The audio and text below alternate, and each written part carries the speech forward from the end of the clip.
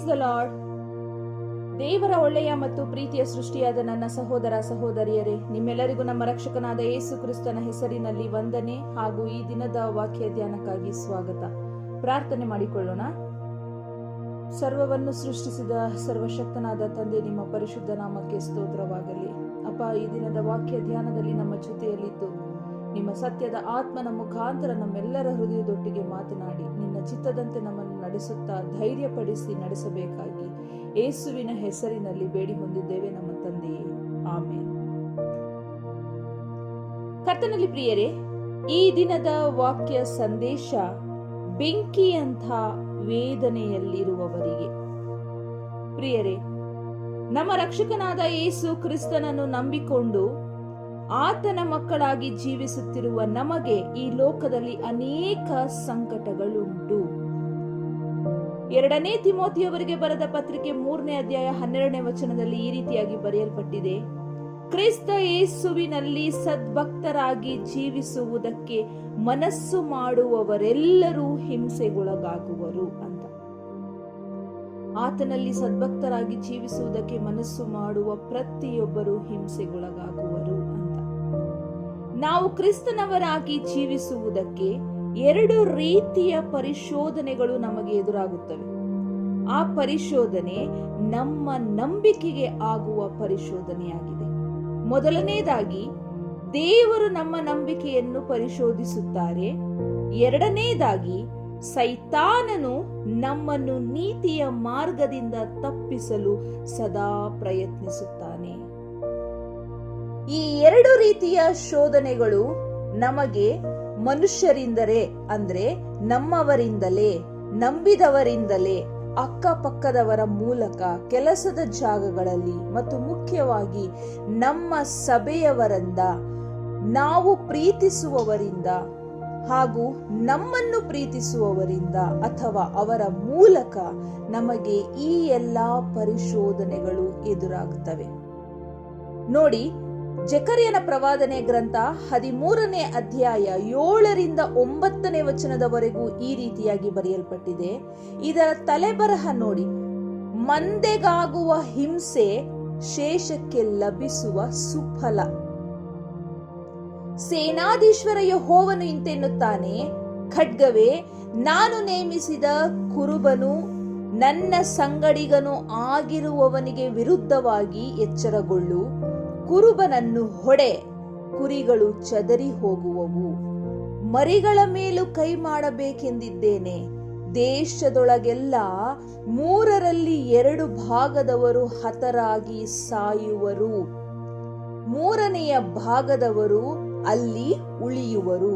ಇದು ಯೆಹೋವನ ನುಡಿ. ಆ 3ನೆಯ ಭಾಗದವರನ್ನು ನಾನು ಬೆಂಕಿಗೆ ಹಾಕಿ ಬೆಳ್ಳಿಯಂತೆ ಶೋಧಿಸುವೆನು, ಬಂಗಾರದ ಹಾಗೆ ಶುದ್ಧಿ ಮಾಡುವೆನು. ಅವರು ನನ್ನ ಹೆಸರೆತ್ತಿ ಪ್ರಾರ್ಥಿಸುವರು, ನಾನು ಆಲಿಸುವೆನು.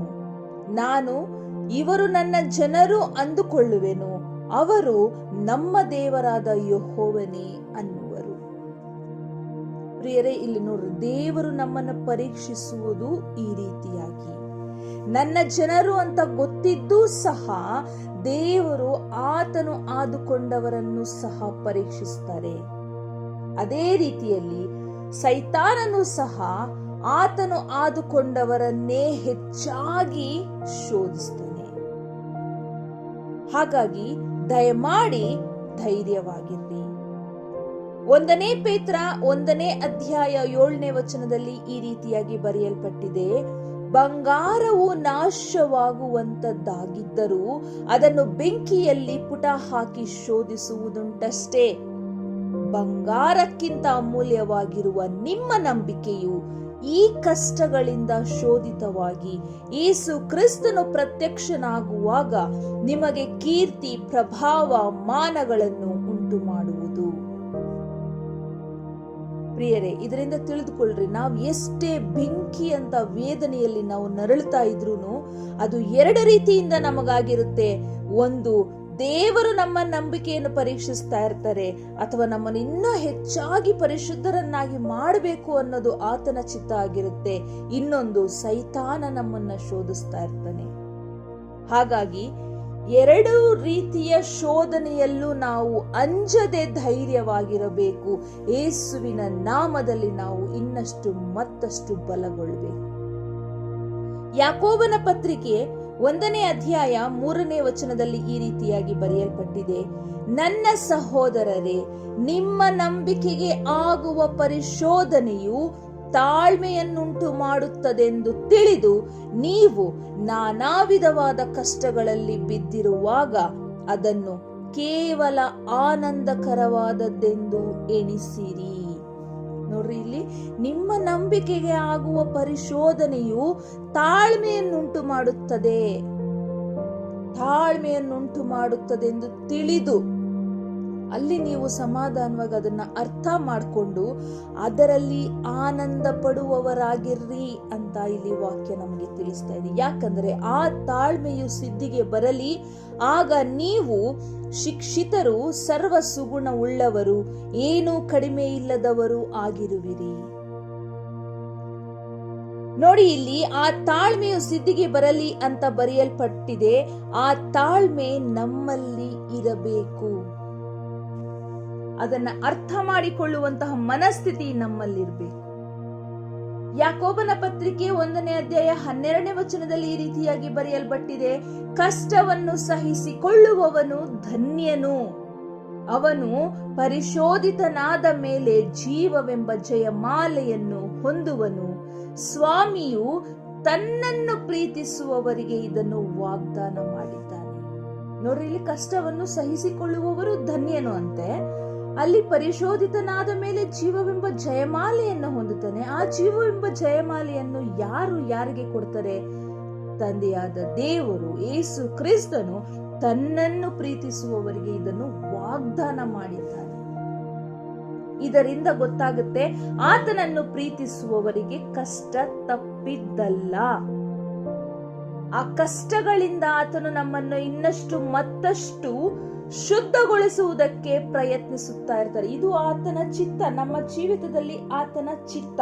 ಆದ್ರೆ ಆ ಕಷ್ಟದಲ್ಲೂ ನಮ್ಮ ಕೈ ಹಿಡಿದು ದಾರಿ ತೋರಿಸಿ ಸಂತೈಸುತ್ತಾ ನಡೆಸುತ್ತಾರೆ.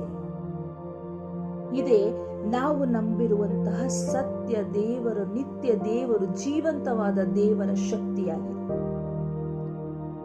ಆಮೇನ್. ಪ್ರಿಯರೇ, ಇಂಥ ಸಮಯದಲ್ಲಿ ನಮ್ಮ ಪ್ರಾರ್ಥನೆ, ಅಪ್ಪ, ಯಾಕಾಗಿ ನನ್ನನ್ನ ಈ ಶೋಧನೆಗೆ ಸಿಲುಕಿದ್ದಿ, ನನ್ನನ್ನ ಇದರಿಂದ ಕಾಪಾಡು ಅನ್ನುವುದಕ್ಕಿಂತ, ಅಪ್ಪ, ಈ ಶೋಧನೆಯನ್ನು, ಈ ವೇದನೆಯನ್ನು ಜಯಿಸಲು ನನಗೆ ಶಕ್ತಿ ಕೊಡು, ಯೇಸುವಿನ ಹೆಸರಿನಲ್ಲಿ ಬಲಪಡಿಸಿ ನಡೆಸು, ಈ ಇಕ್ಕಟ್ಟಾದ ಮಾರ್ಗದಲ್ಲಿ ನಡೆಯಲು ದಾರಿ ತೋರಿಸಿ ನಡೆಸುತ್ತಾ ಬೋಧಿಸುವಂತ ನಾವು ಕೇಳ್ತೀವಿ. ಈ ರೀತಿಯಾದಂತಹ ಬೆಂಕಿಯಂತಹ ವೇದನೆಯಲ್ಲಿ, ಶೋಧನೆಯಲ್ಲಿ ಬಿದ್ದು ನರಳುತ್ತಾ ಇರುವಂತಹ ನಿಮಗೆ ತಂದೆ ದೇವರು ಹೇಳುತ್ತಿರುವಂತಹ ಮಾತು, ಹೆದರಬೇಡಿರಿ, ನಾನು ನಿಮ್ಮ ಜೊತೆಯಲ್ಲಿಯೇ ಇದ್ದೇನೆ. ಶದ್ರಕ್, ಮೇಷಕ್, ಅಬೇದ್ನಗೋ ಅವರ ಜೊತೆಯಲ್ಲಿ ಅವರು ಬೆಂಕಿಯಲ್ಲಿ ಬಿದ್ದಾಗ್ಲೂ ಹೇಗೆ ಬೆಂಕಿ ಅವರನ್ನ ಸುಡದೆ ಇತ್ತೋ, ಅದೇ ರೀತಿಯಾಗಿ ಬೆಂಕಿಯಂತ ವೇದನೆಯಲ್ಲಿಯೂ ನಾನು ನಿಮ್ಮ ಜೊತೆಯಲ್ಲಿದ್ದೇನೆ ಎಂಬುವಂತಹ ಸಂತೈಸುವಿಕೆಯಿಂದ ಆತನು ನಿಮ್ಮನ್ನು ಸಂತೈಸುವವರಾಗಿದ್ದಾರೆ. ಆತನು ಸದಾ ನಿಮ್ಮ ಪಕ್ಕದಲ್ಲಿ ಇರುವಂತಹ ಕರ್ತನಾಗಿದ್ದಾನೆ. ಇದನ್ನು ತಿಳಿದು ನೀವು ಧೈರ್ಯವಾಗಿ ಜೀವಿಸಿರಿ. ತಂದೆ ದೇವರು ನಿಮ್ಮೆಲ್ಲರನ್ನು ಹೆಚ್ಚಾಗಿ ಆಶೀರ್ವದಿಸಿ ನಡೆಸಲಿ. ಆಮೆನ್.